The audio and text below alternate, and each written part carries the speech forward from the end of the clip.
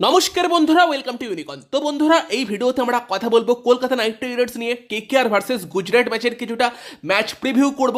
Kolkata night রাইডার্সের practice থেকে কি আপডেট বেরিয়ে আসছে, প্রথম দিন এসে অভিষেক নায়ার কোন কোন ব্যাটসম্যানদের সঙ্গে কাজ করলো এবং তার সঙ্গে একটা খারাপ খবর আছে সেটাও তোমাদেরকে জানাবো। তো সব কিছু আপডেট এই ভিডিওতে দেবো, তার সঙ্গে সঙ্গে একটু কালকের ম্যাচগুলো নিয়েও কথা বলে নেবো। ইন্টারেস্টিং ভিডিও হবে, লাস্ট অব্দি দেখতে থাকো। আমাদের চ্যানেলে প্রথমবার এলে আমাদের চ্যানেলটিকে সাবস্ক্রাইব করে তার পাশের বেল আইকনটাকে অন করে দিও। তো যদি আমরা শুরু করি কালকের দুটো ম্যাচ দিয়ে, তো হালকা করে একটু আলোচনা করে নিই। তো প্রথমে কালকে ম্যাচ ছিল হচ্ছে তোমার গুজরাট টাইটান্স এবং দিল্লি ক্যাপিটালসের মধ্যে, যেই ম্যাচটা কিন্তু গুজরাট টাইটান্স জিতে গিয়েছে 4 বল বাকি থাকতে, এবং যেখানে কিন্তু অবভিয়াসলি গুজরাট টাইটান্সের হয়ে হিরো জস বাটলার 54 বলে 97 রান করে নট আউট থাকে। 100 হয়তো হয় না, কারণ উল্টো দিকে রাহুল তেওয়াটিয়া মিচেল স্টার্ককে 2 বলে 6 আর 4 মেরে ম্যাচ ফিনিশ করে দেয়। নয়তো ভাবছিলাম সেটাও হয়ে যাবে। তবে আগের দিন যেই স্টার্ক মানে রাজস্থানের এগেনস্টে ওই লেভেলের 3টে ওভার করলো করে দিল্লিকে জেতালো, সেই স্টার্ককে কিন্তু এদিন বাটলার মারে 5টা বলে 5টা 4, এবং লাস্ট ওভারে কিন্তু যখন 10 রান বাকি এবং স্টার্ক সেটা ডিফেন্ড করতে পারবে কিনা সেই নিয়ে প্রশ্ন উঠছিল, কারণ আগের দিন করে দিয়েছিল।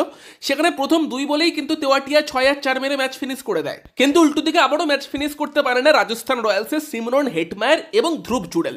আগের দিনও স্টার্কের এগেনস্টে পারেনি, এদিন লখনৌ ম্যাচে তারা পারলো না আভেজ খানের এগেনস্টে। এবার আভেজ খানও কিন্তু ভালো বল করছে, ভালো ইয়র্কার দিচ্ছে, তবে ইয়র্কারগুলো স্টার্ক মারুক বা আভেজ খান, সামনে ধ্রুব জুডেল হেটমায়ার থাকলে দেখছে সেগুলো আরও বেশি ভালো পড়ছে। এদিন যদিও লাস্টের দিকে শুভম দুবেও ছিল, এবং সেই জায়গাতে দাঁড়িয়ে কিন্তু এই ম্যাচেও রাজস্থান রয়্যালস 6 বলে যখন 9 রান বাকি, যেটা টি-20 ক্রিকেটে চেস হয়ে যায়, সেটা কিন্তু আবারও করতে পারলো না। সেম স্টার্কের মতো দুটো দারুণ ওভার করলো আভেজ খান, 18 নম্বর আর 20 নম্বর টোটাল ইয়র্কারের ওপর ডিপেন্ড করে চললো এবং প্রত্যেকটা পারফেক্ট এক্সিকিউট করলো।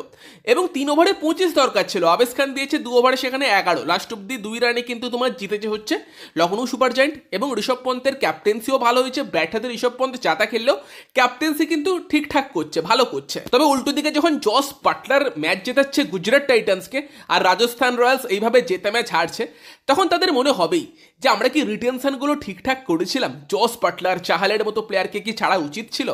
এবং যেই দুটো প্লেয়ারের রিটেনশন নিয়ে কথা হচ্ছিল, সিমরন হেটমায়ার এবং ধ্রুব জুডেল, তাদেরকে রাজস্থান রিটেন করেছিল বলে কথাবার্তা বেশি হচ্ছিল যে বাটলারদের ছেড়ে ধ্রুব জুডেল হেটমায়ারকে রিটেন করাটা কি ঠিক হলো।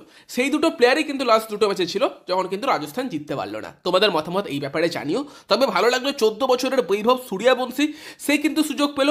আর ভাই শুরুটা কি করলো, শুরুই করলো 6 মেরে, ব্রিলিয়ান্ট একটা হিট দিয়ে শুরু করে 20 বলে 34 করে, এবং যখন আউট হয়ে গেল তখন কাঁদছিলও ভাই বাচ্চা ছেলেটা। তবে ব্যাপার হচ্ছে আমাদের ভারতীয় ক্রিকেটে অ্যাটমসফিয়ার এতই টক্সিক যে ওর অত সুন্দর শটের প্রশংসা না করে বেশিরভাগ লোকের কনসার্ন যে তার 14 বছর আদেও বয়স। তো দেখো, যদি 14 নাও হয়, কত হবে, 16 হবে, সেটাও অনেক কম। যদি হয় 16 বছর বয়সে কেউ ইলেভেলে ক্রিকেট খেলতে পেরেছে ওইভাবে, মানে ইয়ংগেস্ট প্লেয়ার হলো, আইপিএলে ডেবিউ করলো, এবং ওর মধ্যে ক্রিটিসাইজ নেবার ক্ষমতা নেই। ছেলেটা আউট হয়ে কাঁদছিল, ওকে ক্রিটিসাইজ করছে ওর বয়স কত সেই নিয়ে। তো এই টাইপের ট্যালেন্টদের প্রশংসা করতে হবে, ভবিষ্যতে ভালো করার ক্ষমতা কিন্তু আছে। যদি আমরা এবার কথা বলি কলকাতা নাইট রাইডার্স বনাম গুজরাট টাইটান্স ম্যাচ নিয়ে, সেই ম্যাচ নিয়ে কথা বললে কেকেআরের জন্য এখন অব্দি প্র্যাকটিস থেকে কি কি আপডেট বেরিয়ে আসছে। তো কালকে তো অভিষেক নায়ার টিমের সঙ্গে যোগ দিয়েছে, তোমাদের জানিয়ে দিয়েছিলাম, এবং দারুণ ডেডিকেশন দেখিয়েছে ভাই। মানে 30 মিনিট আগে এয়ারপোর্ট থেকে হোটেলে এসে পৌঁছেছে প্র্যাকটিস শুরুর, এবং দেন প্র্যাকটিসে চলে গিয়েছে, মানে একটুও রেস্ট নেয়নি। এবং সেই জায়গাতে গিয়ে প্রথম দিনেই কিন্তু অভিষেক নায়ার যথেষ্ট আর কি ব্যাটসম্যানদের সঙ্গে কাজ করেছে, মেনলি ব্যাটসম্যানদের সঙ্গেই কাজ করেছে। এবং সেইখানে দাঁড়িয়ে মেনলি রিঙ্কু সিং, রমনদীপ সিং, ভেঙ্কটেশ আইয়ার, কলকাতা নাইট রাইডার্সের এই 3 ব্যাটসম্যানের সঙ্গে অভিষেক নায়ারকে কাজ করতে দেখা গিয়েছে, যেখানে রিঙ্কু সিং এবং রমনদীপকে স্পিনের এগেনস্টে কিন্তু একটু সাহসী হবার পরামর্শ কিন্তু দিয়েছে অভিষেক নায়ার। স্পিনারদের এগেনস্টে স্টেপ আউট করে বড় হিট লাগানোর কিন্তু প্র্যাকটিস রিঙ্কু সিং এবং রমনদীপ সিংকে অভিষেক নায়ার করিয়েছে। বাকি ভেঙ্কটেশ আইয়ারের স্টান্স নিয়েও কিন্তু কাজ করেছে, মানে হয়তো ভেঙ্কটেশ আইয়ারের খেলায় কিছু টেকনিক্যাল ভুল অভিষেক নায়ার দেখতে পেয়েছে, সেটা কিন্তু শোধরানোর চেষ্টা প্র্যাকটিসে করেছে। বাকি বিদেশি ব্যাটসম্যানদের কথা বললে নেটে কিন্তু রহমানুল্লাহ গুরবাস, রবমান পাওয়েল এবং আন্দ্রে রাসেল, তাদের ব্যাটিংয়ের দিকে কিন্তু নজর দিয়েছিল তোমার অভিষেক নায়ার, এবং এরা প্রত্যেকেই কিন্তু অনেকক্ষণ ধরে ব্যাটিং প্র্যাকটিস করে। একটা এক্সপেকটেশন আছে যে ডিককের জায়গাতে কিন্তু গুরবাস আসতে পারে, এবং রবমান পাওয়েলও কিন্তু কালকে 2বার নেটে প্র্যাকটিস করে, একবার নয়। ফলে পাওয়েলের আসার চান্সও একদম উড়িয়ে দেওয়া যাচ্ছে না। কারণ অভিষেক নায়ার কিন্তু প্রত্যেকের প্র্যাকটিসে দেখেছে, বাকি রাসেলের প্র্যাকটিসও কিন্তু সে দেখেছে, এবং আন্দ্রে রাসেলও নাকি নিজের সেরা ছন্দে আসার জন্য একদম মরিয়া। রাসেল কিন্তু মেন প্র্যাকটিসে যাওয়ার আগে কিন্তু ইন্দোরেও প্র্যাকটিস করে এসেছে, এবং সেও কিন্তু রীতিমতো ঘাম ঝরাচ্ছে যাতে নিজের সেরা ছন্দে রাসেল আসতে পারে। ফলে কেকেআর ব্যাটসম্যানেরা মানে কালকে প্র্যাকটিস করছে রীতিমতো, এবং তারা নিজেদের সেরা ছন্দে আসার চেষ্টা করছে। অভিষেক নায়ার রাশিতে কিছুটা আসার আলোও দেখা যাচ্ছে, বাকিটা তো আমরা ম্যাচে দেখতে পাবো কি হয়। তবে একটা খারাপ ব্যাপার হচ্ছে রাসেলের তো একটু রাগফাগ হচ্ছে, রান ফান পাচ্ছে না, টিম হারছে। তো প্র্যাকটিসে রাসেলের মারা একটা শট কিন্তু ধরতে গিয়ে বৈভব আরোরার কিন্তু হাতে চোট লেগেছে। এটা একটা চিন্তার জায়গা থাকছে যে বৈভব আরোরার কিন্তু ইনজুরি লেগেছে। হোপফুলি সে ফিট হয়ে যাবে, কালকের ম্যাচে খেলতে তার অসুবিধা হবে না, সেটাই আমরা আশা করতে পারি। বাট এই খবরটা বেরিয়ে আসছে, সেটা তোমাদেরকে জানিয়ে রাখলাম। বাকি কলকাতা বনাম গুজরাট ম্যাচ নিয়ে কথা বললে সেখানে তো আমরা আলোচনা করেইছি যে কেকেআরের কিরকম প্লেইং 11 নিয়ে যাওয়া উচিত, তো সেই নিয়ে আর বেশি কথা বলছি না। মেনলি ডিককের জায়গাতে গুরবাস আসতে পারে, এই চেঞ্জটা হবে, এটা ধরেই চলতে পারো। বাকি কিন্তু মঈন আলীও টিমে ফিরতে পারে, পাওয়েলকে নিয়েও যখন কাজ করছে সেটাও একটা পসিবিলিটি কিন্তু থাকছে। তবে মেনলি গুরবাসকে আমরা মিডল অর্ডারে রাখছিলাম যে স্পিন ভালো খেলবে সেই হিসেবে, কিন্তু কেকেআর ম্যানেজমেন্ট সেটা করবে কি, মেবি সেখানে গুরবাস এলে হয়তো তাকে দিয়েই ওপেন করাবে, সেটাই হতে পারে। তবে সেটা হলে মিডিলে কিন্তু আবারও ভেঙ্কটেশ আইয়ার, রিঙ্কু সিংয়ের মতো প্লেয়াররা কেমন খেলে সেটা ভীষণ ক্রুশাল হয়ে যাবে স্পিনার এগেনস্টে। তবে একটা ব্যাপার কি, আমার একটা গুরুত্বপূর্ণ পাওয়ার আমি ইউজ করেছি কেকেআরের জন্য, মানে মেনলি আমি যেই প্লেয়ারগুলোর প্রশংসা করছি তারা খারাপ করছে, আর যাদের ক্রিটিসাইজ করছি তারা ভালো করছে। তো সেখানে হায়দ্রাবাদ ম্যাচের আগে কেকেআরের ভেঙ্কটেশ আয়ার, রিঙ্কুর খেলা নিয়ে আমি একটু কথাবার্তা বলেছিলাম, তারপর থেকে হায়দ্রাবাদ ম্যাচে ভালো খেলেছিল, তারপর আবার প্রশংসা বোধহয় বেশি হয়ে গিয়েছে, আর খেলতে পারছে না। ধোনিকে নিয়ে বলেছিলাম, ধোনি তার পরের ম্যাচে ম্যাচ জিতিয়ে দিয়েছে। মার্করামকে দেখো পরপর ভালো ইনিংস খেলে যাচ্ছে, আর পুরানকে নিয়ে প্রশংসা করলাম, তারপর পুরানের ব্যাক টু ব্যাক ফেলিওর। এবার বুঝতে পেরেছি কি হয়েছে কেকেআর একটা করে যখন ম্যাচ হারছে তখন ক্রিটিসাইজ করছি, তারপরের ম্যাচে ভালো খেলছে, জিতছে, আবার জেতার পর প্রশংসা করছে বলে তারপরের ম্যাচে আবার খারাপ খেলছে। তো সেখানে আমাকে মনে হয় কেকেআরের প্লেয়ারদের নিয়ে ক্রিটিসাইজ করলে তারা হয়তো ভালো খেলবে, আমার পাওয়ারটাকে এবার কেকেআরের কাজে লাগাতে হবে।